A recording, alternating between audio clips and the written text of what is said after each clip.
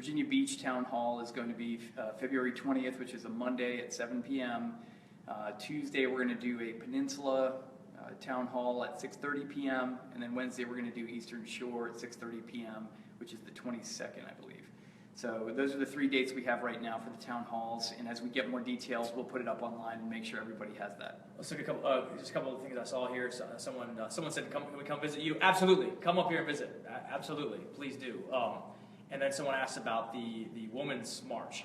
So I think there was women from our area that came up here. I think they have a legitimate concern. I think there's a lot of emotions here running high, and that's fine. It's their right to do it. And I think that they should if they feel like they want to do that. I'm not sure exactly on the march itself why they were, what the actual protest was about, what specific policy was. I'm not really sure, but I certainly support them coming up here and expressing their opinion and views and doing it, and hopefully in a peaceful manner. So let's see what else we got.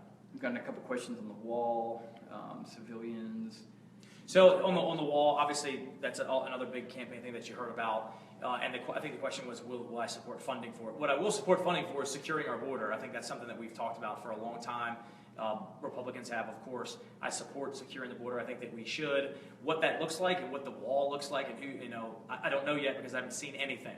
I haven't seen any legislation there, but I will be more than happy to tell you where I stand if I see something that even comes in front of me. But I definitely support securing the border, but a big and glorious wall, probably not. It's got to be something that actually works. Let's see. Just some of the same ones. Somebody also talked about the hiring freeze affecting the VA. You're absolutely right. I've heard that as well too. Same thing. We're working on that to find out the answers from the administration, and once we have that, we'll definitely push it out as well. Here's a good question. How will you reach out to Democrats?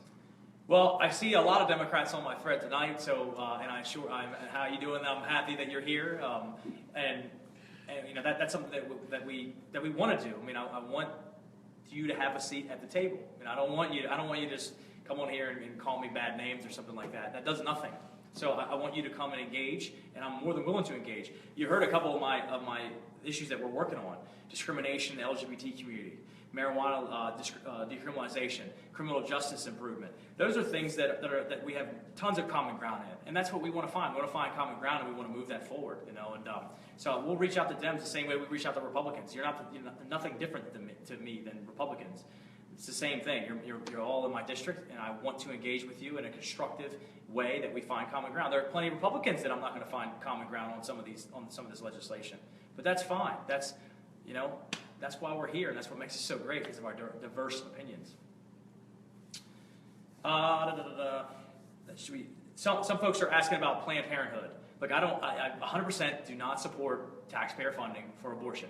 Period. So I know that Planned Parenthood is broader than that. I know that they do things for women's rights and women's health issues. I understand that. But if there's a way, and I think this is a legitimate concern from the Republican Party, that either that they use taxpayer funding not directly because that's illegal, but they give grants away to other organizations that do. That's a legitimate concern. So if it's and I'm on Planned Parenthood, and I know you guys are asking about it. They're on their Twitter just bashing people politically. I think that does not help their case. I think it's the wrong way to go. But I understand that they've been around for a long time, and they do things that aren't just abortions. And I obviously support that. So, what we got here? What else? What else we got? A couple more on. I don't know what the NFA is. Well, probably can take one more question. You guys are on. I mean, I know there's a lot of Planned Parenthood supporters that are on here. I addressed that. I said that. I understand it does more than just abortions. But position on the Hearing Protect Act. Silencers.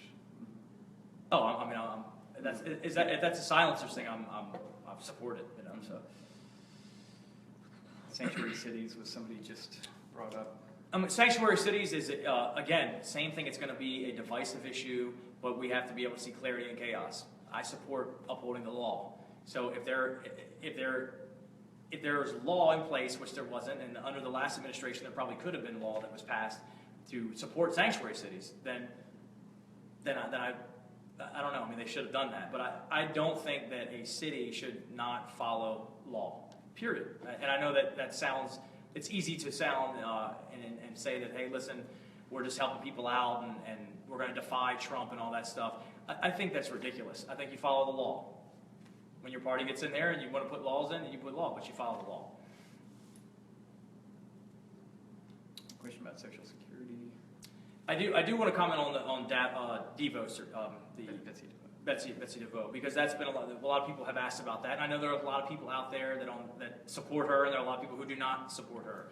What I will tell you, because I think there's some confusion out there too, that I don't have a vote on her. That's the Senate. That's not the Congress. That's the Senate who has a vote who will confirm her or not. What I will tell you is, in general, just like the same thing with the President Obama or President Trump, I think that presidents have a prerogative to pick their own cabinet. They have a prerogative to do that. If there's someone who's disqualified, then that's up to the Senate to decide if they're disqualified. But she brings a different view to the table, of course. And there are a lot of folks who are public school advocates that are fearful of her because of private school. But we have to have an honest discussion about education. And that's something I worked on in the state, trying to get coding to the elementary level and people actually doing things that are going to be the jobs of today and the jobs of tomorrow, quite frankly. And I think if we aren't doing those things, especially in inner cities, then we're failing. We're failing generations. I in general support the president's nominees because I think they have a prerogative to do that. And the vetting comes through the Senate. So, I got a question. I think this is a good way to kind of put that. Someone asked about, one second, someone asked about Social Security entitlements. And this is something that we've talked about as well too. Everyone up here, Democrat or Republican, no matter what the hell they say to you, no matter what they're saying back there, they all know that entitlements are not sustainable. Every one of them, but no one has the guts to actually say it or do something about it. So, look, I will tell you, because as soon as what happens is if they talk about Medicare or something like that or Social Security, the first thing that happens is there's a political commercial that has grandma going off the ledge. The time to get them under control is right now. And quite frankly, my generation and millennials as well out there have known their whole adult lives war and recession. And we've been sacrificing. And I know there's many people out there who have families that are veterans or they are veterans themselves, and we're part of the less than 1% of this nation that has gone over and over, back and forth, fighting to protect Americans, and we're not very well understood. But I will tell you, our sacrifice is not done. Our generation and beyond, the millennials, will have to get a handle on entitlements and also Social Security, which in my opinion is not an entitlement because you worked for it, you paid into it. It should be there when you're there. I personally started working on a farm on the Eastern Shore when I was 11 years old, paying Social Security. If I want to see that at the end, then we have got to, as a generation, step forward, lead, and say, listen, we're living longer. We're probably going to push it out a few years because we have more time, and we're living longer than the other folks that are there. If we want to keep it. If we decide as a generation that we don't, then we'll have to look at alternatives. But at this moment, I think that there are ways to be able to get it under control. And one of those ways is my generation taking the hit, unfortunately, but leading and saying we want it to be there, we're going to adjust the age. And it won't affect baby boomers who are already there. So, I think this is a good way. This is going to be our last question of the night. And I think somebody said Social Security should be voluntary. I'm not opposed to looking at something like that. I'm absolutely not opposed to looking. I'd like to see how it plays out, but I'm not opposed to that. How do you like being in Washington? I'm having a good time. I mean, listen, we're having a great time. I like to solve problems. Like I said, I like to help people. It makes us feel good to be able to help you out there. It makes us feel good to be able to use the power of this office to help you navigate through the federal government, to get them off your backs, to help. However we can help you, we want to help you. I like solving problems. I like having a seat at the table for you. I'm honored and I'm humbled to be able to serve such an amazing district. There are so many people here who are jealous of our district. I'll tell you that right now. Many of them are very jealous of our district because it's awesome. And before we get off here, I want you guys out there to, of course, say a prayer for the folks, the service member who was killed, the SEAL who was killed in Yemen, and the guys that were shot, and the guys that were hurt in the crash landing. Because I will tell you, look, we have amongst us, who are our brothers, our sisters, our mothers, our fathers, our neighbors, are some of the strongest families in this country, and some of the best of us that are serving us right now. So I just want to say a couple words for them out there, as I know there are a lot of people out there that are hurting right now because of that. So God bless you guys. I really appreciate you. I look forward to getting back to Virginia Beach and getting into all kinds of stuff. Reach out to us, send us things, whether you agree